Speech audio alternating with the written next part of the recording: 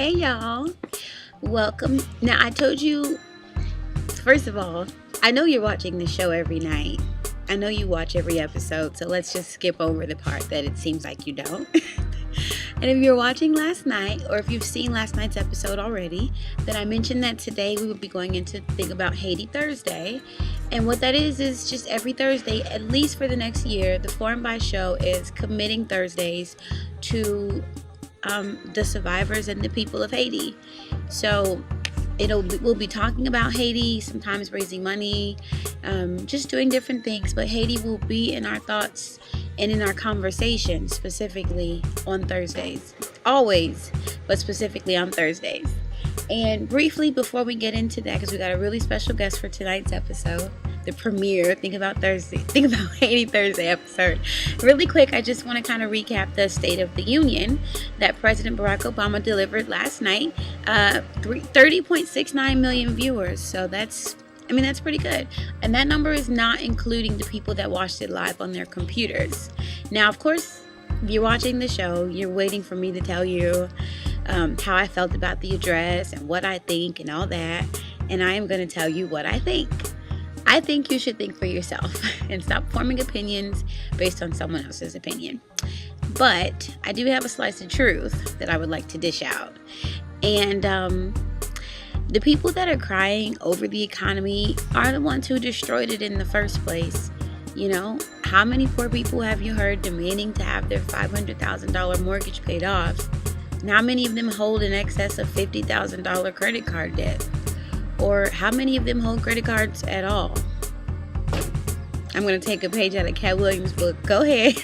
I'll wait. Exactly. Now, I'm not an economist and I won't pretend to be one, but this is what I know. Facts are what matter. And when I look at the facts of the issues plaguing the United States, I am left to ascertain that there are people living in this country that are being unfair. I'm not saying that the money or that the economy is not a problem. I'm just saying that our current attitude, and I say our because if you live in this country, we are all Americans, regardless of who's got what and who is where. And our attitude about things needs an adjustment. So the fact is that on November 14th, the year 2000, right, the Congressional Budget Office reported in its monthly budget review that the fiscal year 2000 ended with a total budget surplus of $237 billion. On January 8th, 2009, 11 days before Obama's inauguration, the projected deficit would total $1.2 trillion. Barack Obama didn't spend that money. Maybe he spent some of it. We all did. And he didn't and trust me, I did not I didn't have a big chunk of that 1.2 trillion. But he didn't cast a vote for the president that did spend the money. Personally, I don't put much faith in any politician, the present leader included, though he seems like a nice guy.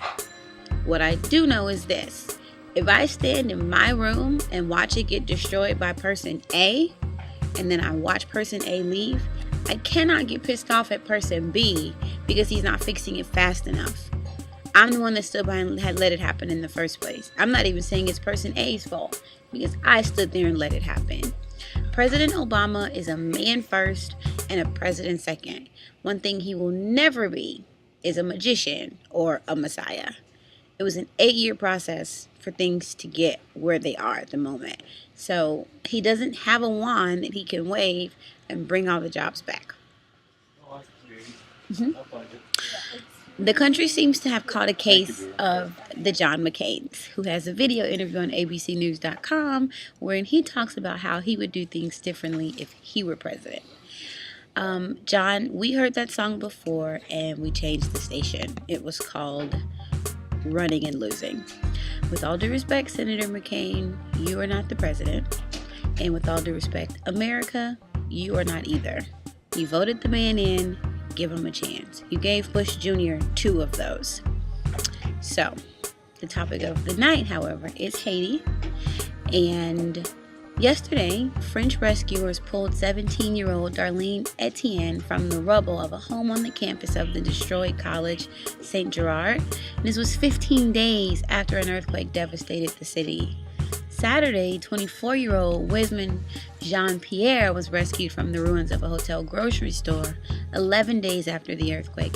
And last Tuesday, a man was pulled from the rubble of a downtown store. And he was treated for severe dehydration, but he lived. And as inspiring as these stories are, veteran rescue workers and medical professionals say that these and similar stories can have dangerous consequences. The search for survivors was officially called off on Saturday, and most rescue teams have left Haiti already. Even though an estimated tens of thousands of bodies still remain under the rubble, the smell of rotting flesh suggests that most of these bodies are those of deceased people. Unfortunately, for survivors in disaster zones, hope can actually be harmful. Charles Sanderford, who's the president of the Adventist Development and Relief Agency, and also is a veteran of many disasters, he says that the negative effect of this kind of thinking can have damaging, radiatingly sad consequences. For example, in Haiti, there are instances where there's reluctance to remove the rubble because people think that someone may still be alive underneath. But this kind of thinking can lead to corpses putrefying and becoming incubators of disease. So, just kind of want to keep you guys aware of the situation. But the people of Haiti are survivors, and they have led the movement on survival, and they will continue to survive, thrive, and they will continue to live. Now, I've invited Haitian-born and Illinois-residing Pastor Wallace to be a part of Think About Haiti Thursday this week, and I'm really excited for the information that he's going to share with us. And Pastor Wallace, I would just like for you to take it away.